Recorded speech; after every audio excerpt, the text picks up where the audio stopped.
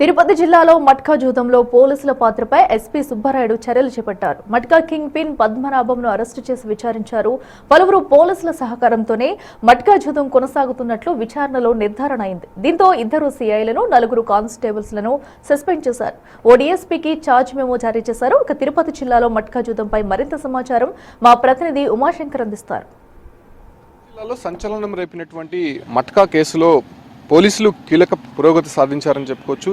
గడిచినటువంటి 10 సంవత్సరాలుగా king pin గా ఉన్నటువంటి పద్మనాభంను పోలీసులు అరెస్ట్ చేశారు. అయితే ఆయన ఇచ్చినటువంటి వాంగ్మూలం మేరకు ఇప్పటికే ఇద్దరు సిఐలతో పాటు నలుగురు కానిస్టేబుల్కి సస్పెన్షన్ వేటు వేసినటువంటి నేపథ్యంలోనే ఒక డీఎస్పీకి ఛార్జ్ మెమో ఇచ్చినటువంటి పరిస్థితి. తిరుపతి ఎస్పీ సుబ్బరాయుడు దీనిపైన నిఘా ఉంచినటువంటి నేపథ్యంలోనే అటు తమిళనాడు అదే రకంగానే ఆంధ్ర పరిసర ప్రాంతాల్లో ఈ ఒక్క మట్కా ఆడుతున్నటువంటి వ్యవహారాలకు సంబంధించి ఇప్పటికే పూర్తి సమాచారాన్ని తెప్పించుకున్నటువంటి నేపథ్యంలోనే ఇద్దరు సీఐలు అంటే ప్రకాష్, గోపి అనేటువంటి ఇద్దరు సీఐలు కాళహస్తిలో పనిచేసినటువంటి సమయంలో పద్మనాభంకి పూర్తిగా సహకారం అందించారు. ఆ ఒక్క గ్యాంగ్కి పూర్తిగా అండదండలతో ఉన్నారనేటువంటి ఒక ఇన్ఫర్మేషన్ తెప్పించుకున్నటువంటి నేపథ్యంలోనే వాళ్ళని సస్పెండ్ చేస్తూ నిన్న ఉత్తర్వులు అయితే జారీ చేశారు. అయితే వాళ్ళ కింద ఉన్నటువంటి నలుగురు కానిస్టేబుల్కి సంబంధించి కూడా వాళ్ళు ఈ వ్యవహారాలు నడిపినట్టు అయితే గుర్తించారు. దాంతోపాటు కూడా వీళ్ళకి అందరికీ కూడా సుపీరియర్గా ఉన్నటువంటి డిఎస్పీ కూడా ఛార్జ్ మెమో ఇచ్చినటువంటి పరిస్థితి. ఈ వ్యవహారం పైన ఇంకా లోతైనటువంటి దర్యాప్తు తిరుపతి జిల్లా పోలీసులు చేస్తున్నారని చెప్పుకోవచ్చు. ఇప్పటికే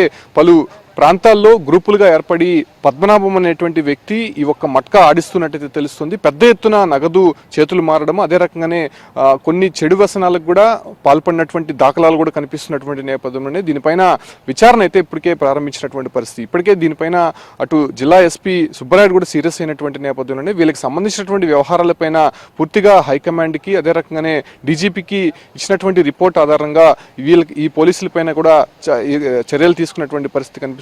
కొద్దిసేపటి క్రితం ఎస్పీతో మాట్లాడినప్పుడు కూడా దీనిపైన ఇంకా లోతైనటువంటి విచారణ జరుపుతున్నాం. ఎందుకంటే పద్మనాభం దాదాపు 10 సంవత్సరాల నుంచి కూడా ఈ వ్యవహారాలు నడిపిస్తున్నట్టయితే తెలుస్తుంది. ఆయన ఫోన్లో దొరికినటువంటి విషయాలకు సంబంధించి అంటే ఆయన ఆడేటువంటి గేమింగ్ కావచ్చు, లేకపోతే జరిగినటువంటి ట్రాన్సాక్షన్స్ విషయము, ఎంతమందికి ఇతను ఈ రకంగా గేమ్ ఆడిస్తున్నాడు అనేటువంటి విషయాలపైన కూడా లోతైనటువంటి దర్యాప్తు చేస్తున్నామని చెప్తున్నారు. దాంతోపాటు కూడా ఇప్పుడు ఎవరైతే ఈ యొక్క ఇద్దరు సీఐలతో పాటు నలుగురు కానిస్టేబుల్ ఇన్వాల్వ్మెంట్ పైన కూడా పూర్తిగా విచారణ జరుపుతున్నటువంటి పరిస్థితి. మరికొంతమంది పోలీసులు కూడా దీంట్లో ఇన్వాల్వ్ అయినట్టయితే మాత్రం తెలుస్తుంది. కాబట్టి వాళ్ళపైన కూడా కొంత నిఘా ఉంచినట్టయితే తెలుస్తుంది. అనేక సందర్భాల్లో చెప్పి చూసాము, కానీ వినకపోయేసరికి డిపార్ట్మెంటల్ యాక్షన్ కూడా తీసుకోవడం జరిగిందని చెప్పి అటు ఎస్పీ చెప్తున్నటువంటి పరిస్థితి. అయితే ఈ ఒక్క మట్కా జూదం గ్యాంబ్లింగ్కి సంబంధించి అటు తమిళనాడు లింక్స్ కూడా కనిపిస్తూ ఉన్నాయి. తమిళనాడు ఆంధ్ర బార్డర్లో ఉన్నటువంటి నగిరి, పుత్తూరు, శ్రీకాళహస్తి, సత్యవేడు ఈ ప్రాంతాల్లోనే ఎక్కువ కూడా ఈ వ్యవహారాలన్నీ కూడా నడుస్తున్నట్టయితే తెలుస్తుంది. దీనిపైనే పోలీసులు ఉక్కుపాదం నేపినటువంటి నేపథ్యంలోనే నిన్న పద్మనాభంను అరెస్ట్ చేసినటువంటి సందర్భంగా